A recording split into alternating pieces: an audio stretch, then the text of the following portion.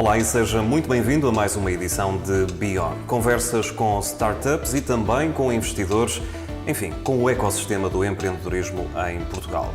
Olhamos mais um caso de sucesso e este que bem nos faz, pelo menos não só ao espírito. Falamos da Eat Tasty.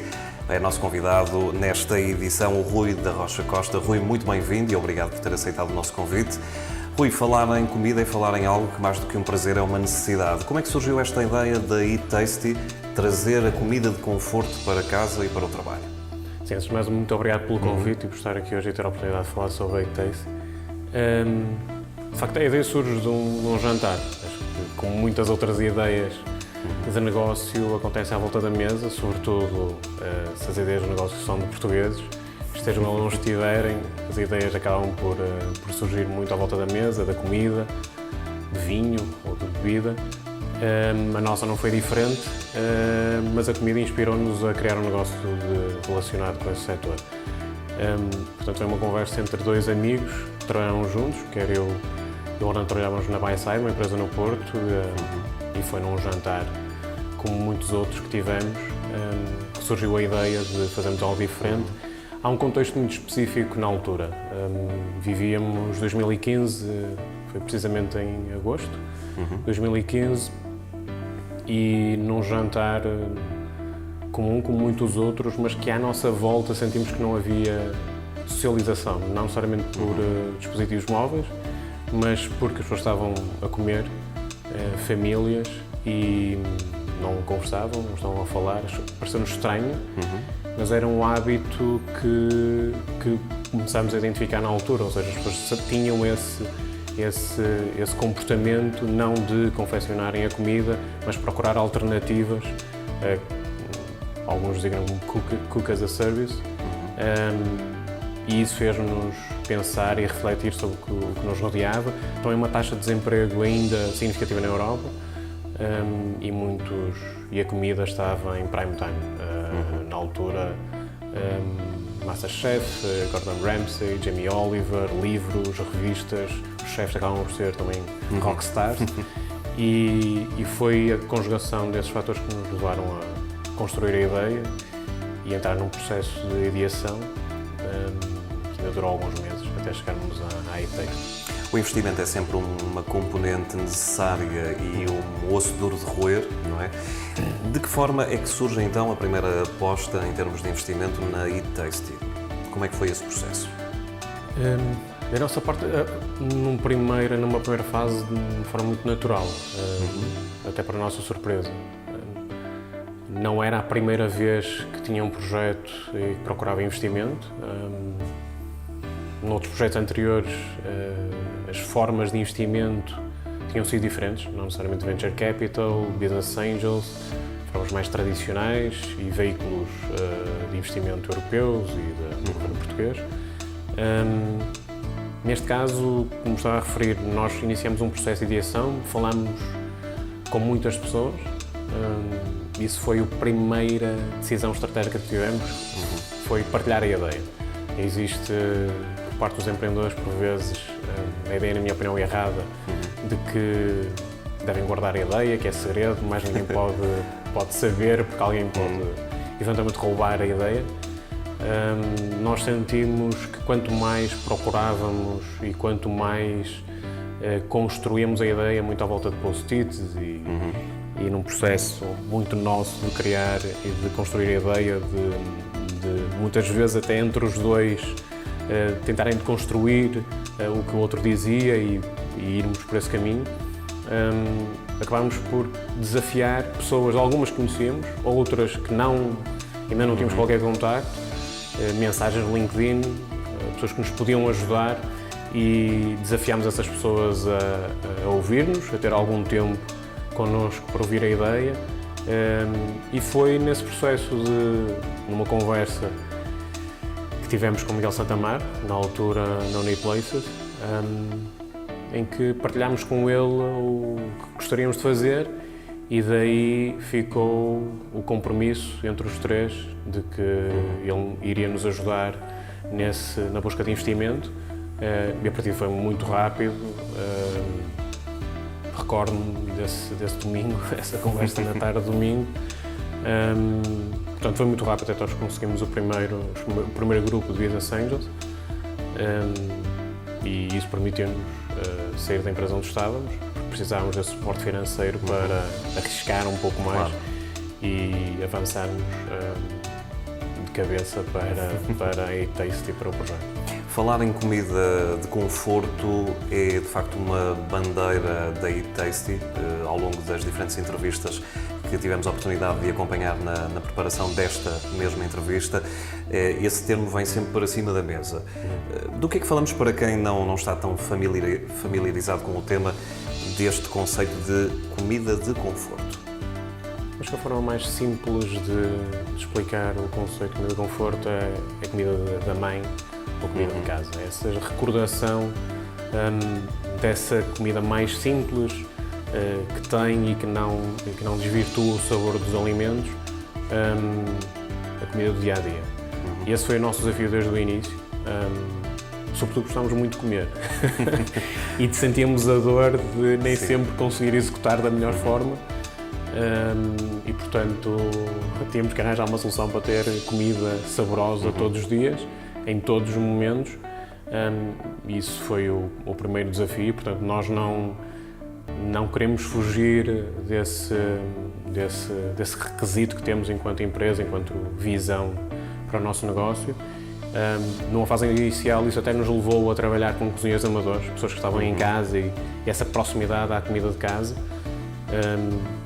E ter sempre a possibilidade de todas as pessoas poderem usufruir do sabor da comida, quase democratizar o sabor, que muitas das vezes nos últimos anos vimos alguma destruição do sabor da comida, quer seja por via de um processo mais industrializado ou tentar, através das cantinas, mais olhar para o lado do custo da confecção e muitas vezes pondo em causa o próprio sabor, e isso é um reflexo do que acontece muitas vezes ao almoço, não é? É que se calhar investimos mais no jantar ou no fim de semana em busca do sabor de uma boa qualidade, pagamos mais por isso, e ao almoço, por vezes, uma coisa mais pouco ligeira, não é? Exato.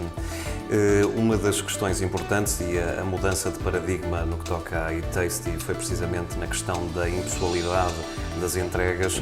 Como é que vocês identificaram essa dificuldade, se assim podemos chamar, no processo de entregas? Ou seja, uma entrega que até então era feita de uma forma muito impessoal, muito pouco dedicada, às vezes com pouco cuidado com a apresentação dos produtos que chegavam a casa ou ao trabalho. De que forma é que vocês foram tentando mudar esse paradigma?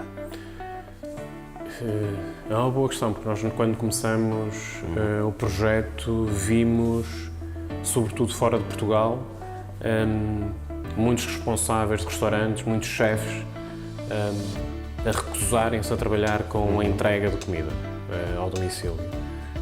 Muito porque viam a perder a qualidade da comida no mero transporte da mesma. Ou porque era mal embalada, porque era transportada em más condições, mas em muitos casos porque ela não foi pensada para ser transportada. Portanto, quando um chefe num restaurante pensa e concebe uma receita, pensa no imediatamente a mesma, pensa que ela vai ser entregue quase no imediato na mesa do cliente, e ele próprio até pode observar como é que o próprio cliente está a experienciar a comida que concebeu. No caso da entrega de comida, isso não acontece.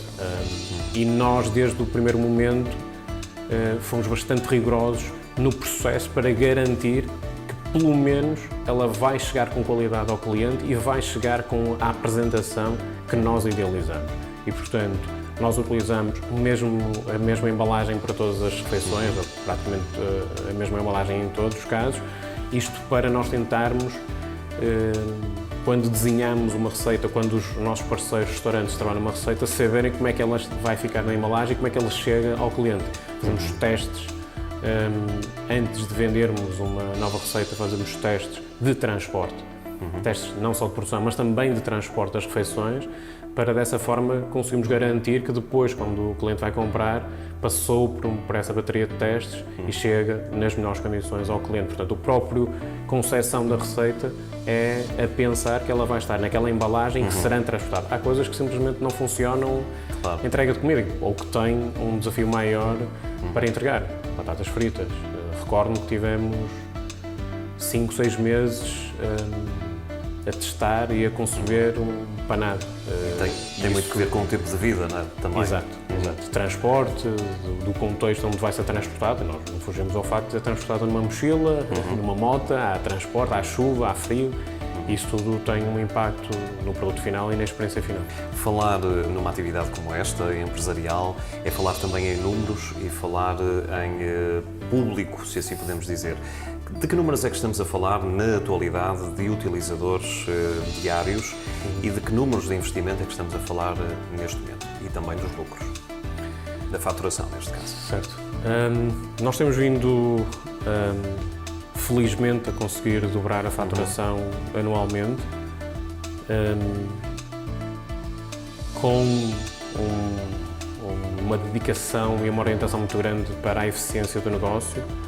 Há números que eu, infelizmente, Obviamente. não posso revelar, por ser uma empresa privada, mas no total de investimento já ultrapassamos os 4 milhões de investimento, e temos a felicidade desde o início, como estava a referir há pouco, de ter ao nosso lado pessoas que já empreenderam e que são grandes exemplos, sobretudo em Portugal. E mencionei já o Miguel Santamar, a Cristina Fonseca também tem estado connosco desde o primeiro dia. Estamos, aliás, na casa dela, não é? Exato. Em parte da casa dela, não é? Fisicamente. Correto. E a restante equipa da Indigo Capital Partners também connosco do tempo em que estavam na Caixa Capital. E, portanto, temos a felicidade de ter um conjunto de pessoas que têm sido extraordinárias ao nosso lado. Em muitos momentos, eu diria mesmo que são quase cofundadores da Eat Tasty, porque são pessoas a quem ligamos muitas vezes de madrugada, porque temos desafios no negócio, ou mesmo até desafios pessoais, e que são pessoas que estão na nossa lista de favoritos no telemóvel, na lista telefónica, a quem sabemos que podemos ligar e que estão próximas para ajudar.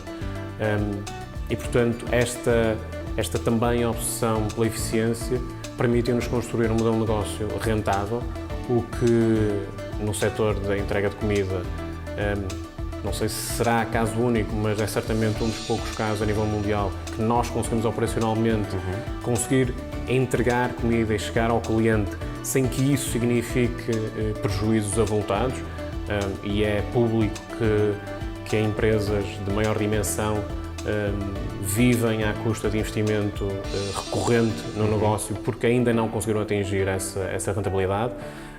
Têm objetivos de consolidar e de crescer ainda mais depressa. Do nosso lado, confesso que o sonho seria hoje estar em mais países, estar em mais cidades, ser ainda maiores, mas por vários motivos, até por aquilo que vivemos atualmente com a pandemia, impossibilitou-nos de chegar aí e não pôr em causa essa rentabilidade, que, como referi, é para nós essencial e da qual não abdicamos. E de que forma é que a pandemia, que afetou a vida de todos nós e continua a afetar, veio também permitir um reinventar do modelo de negócio? Porque acredito que isso também tenha que acontecer diariamente com estas mudanças que vão acontecendo. Como é que foi? De que forma é que vos atingiu, positivo ou negativamente? Nós tivemos ao longo de 5 anos momentos marcantes no negócio e também que significaram momentos marcantes na nossa vida. Para uma startup como a nossa, do que 5 anos parecem seguramente mais de 10, e aquilo que nós entregamos e que muitas vezes abdicamos, a resiliência que é necessário ter para continuar a acreditar e para a motivação de acordar todos os dias e também motivar a equipa a continuar ao nosso lado e também eles próprios a arriscarem, também continuando na Eat Tasty. Houveram momentos onde claramente houve foram importantes e foram marcantes para todos nós. Março de 2020 foi um deles, sem qualquer dúvida. Nós tínhamos já a operação em Madrid e, portanto, sentimos primeiro em Espanha o que estava a acontecer à nossa volta e tivemos um reflexo imediato daquilo que eram as consequências que poderíamos ter em Portugal. Lembro que, na altura, o nosso foco comercial eram empresas e, portanto, dependíamos praticamente a 100% do funcionamento das empresas e da circulação de pessoas na cidade e o trabalho em escritório. Isso mudou. E mudou, recordo-me perfeitamente, dia 11 de março, nós tivemos uma quebra brutal nas vendas em Madrid. Nesse dia percebemos as escolas fecham, só houve em Madrid, e percebemos que o que aí vinha teria um impacto muito grande no nosso negócio. Decidimos nesse dia colocar toda a equipa em remote, também para proteger a saúde de todas as pessoas na equipa. Digitalizamos processos que ainda tínhamos, que dependiam da coexistência no local de trabalho, nossos internos. Isso foi um desafio enorme e aprendemos imenso com isso. Mesmo nós temos, digamos, um playbook, um modelo interno de abrir novas cidades e novos bairros. E tivemos essa experiência quando fizemos a abertura do Porto, que esse playbook estava errado. Nós conseguimos fazer muito mais depressa, em muito menos tempo, com menos pessoas, porque o que aconteceu em março e abril do ano passado permitiu-nos, essa aprendizagem permitiu-nos ser mais eficientes, mais ágeis na implementação de uma abertura de uma nova cidade. Em termos de vendas, teve um impacto gigante. Nós tivemos que mudar toda a nossa comunicação, tivemos a equipa num esforço enorme, trabalhando horas e horas, fins de semana, para conseguirmos fazer uma adaptação muito grande àquilo que era o nosso posicionamento na altura. E em poucas semanas conseguimos recuperar o negócio, mas não esquecer também que do outro lado nós dependemos de quem produz as nossas refeições, quem produz a comida que nós entregamos aos clientes. Não somos nós que o fazemos e tivemos ao nosso lado restaurantes que, numa altura de grande incerteza para o setor, se mantiveram abertos. Nós também conseguimos garantir que eles pudessem ter trabalho e manter, em muitos casos não toda a equipa, mas pelo menos uma parte da equipa a trabalhar. Na totalidade tiveram layoffs e tiveram que reduzir drasticamente o número de pessoas, mas ainda assim nós conseguimos manter esses parceiros a trabalhar diariamente. Para isso tivemos que fazer muito, tivemos que nos reinventar. Em algum momento, recordo-me, terceira semana de março, o estado de emergência em Portugal é de 19 de março, nós tomamos uma decisão, não tanto a nível da empresa, mas a nível pessoal e com um conjunto de investidores, sobretudo um grupo que foi a Schilling Capital Partners, do qual também faz parte. Também se juntou a Cristina Fonseca e muitos outros pessoas que investiram na Nate Taste e nossos amigos e também clientes.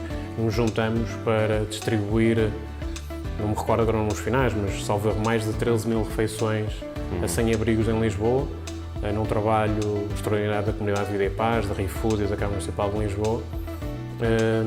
E isso não só garantiu fazer chegar refeições a quem necessitava, porque relembro na altura os sem-abrigos não tinham proteção, a ReFood teve muitas dificuldades em ter voluntários para fazer chegar as refeições às famílias que eram apoiadas pela ReFood. A Câmara Municipal abriu vários abrigos na cidade e, do nosso lado, foi uma forma também de garantir fonte de rendimento para os restaurantes. Nós pagamos a totalidade do valor aos restaurantes e eles tinham mais uma fonte de rendimento, tinham mais produção, era mais uma, duas pessoas que poderia trabalhar no restaurante diariamente, era menos uma pessoa que ficava em layoff ou eventualmente em desemprego. Num momento como aquele em que vivemos, é mais difícil de perspectivar as coisas a médio e a longo prazo, mas quais são os grandes objetivos que estão por cumprir e que têm que ser cumpridos para a Eat Tasty? Nós continuamos com uma clara, com um claro objetivo de conquistar o mundo com a eTasty. É isso que nos motiva, é isso que faz, à data de hoje, 43 pessoas estarem connosco, e queremos claramente levar este modelo de negócio, levar a eTasty para mais países, a mais cidades, fazer chegar isto a mais gente, e isso é para nós essencial, é isso que nos motiva, foi isso que nos motivou no início a criar a empresa, é isso que nos motiva ainda hoje a continuar a apostar e a arriscar diariamente, a reinventar-nos muitas das vezes. Agora, com mais pessoas na equipa, acaba por ser, para mim e para o Orlando, um desafio transmitir essa resiliência e até nos questionarmos a nós próprios, enquanto líderes, aquilo que nós estamos a fazer, porque estamos rodeados de pessoas muito capazes, em alguns momentos mais perspicazes do que nós, e aceitarmos isso e fazermos a empresa crescer. Eu acredito pessoalmente que para nós, enquanto empreendedores, ver alguém dentro da empresa a resolver os problemas, a desafiar-se, a desafiar-nos a nós próprios também, a crescer, é o maior retorno que temos. E falei há pouco sobre o lançamento do Porto. Foi algo que aconteceu sem a minha intervenção e sem a do Orlando. É uma conquista que a equipa mereceu, trabalhou para isso e hajam mais situações dessas. Acho que estamos agora a passar por um momento onde isso está a acontecer novamente, e há pequenos momentos na vida de um empreendedor que serão normais para muitas outras pessoas, que para nós é momentos de reflexão. Acho que agora estamos a passar por uma fase que tradicionalmente é de férias para muita gente. Haverá muitos empreendedores que nos podem estar a ouvir e ver agora, que pensam, já não me recordo a última vez que tirei férias. O maior é um com muito orgulho que qualquer empreendedor sente que pode desligar o computador, pode desligar o telemóvel e as coisas estão a acontecer, estão bem entregues e a empresa segue o caminho certo. E poder tirar férias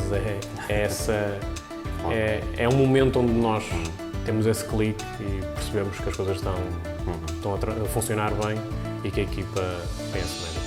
O tempo passa a voar. Muito obrigado por estes minutos de conversa e todo sucesso para a eTasty. E voltamos a falar, quem sabe, quando aí mais países forem conquistados pela eTasty. Até à próxima. Muito obrigado. Muito obrigado.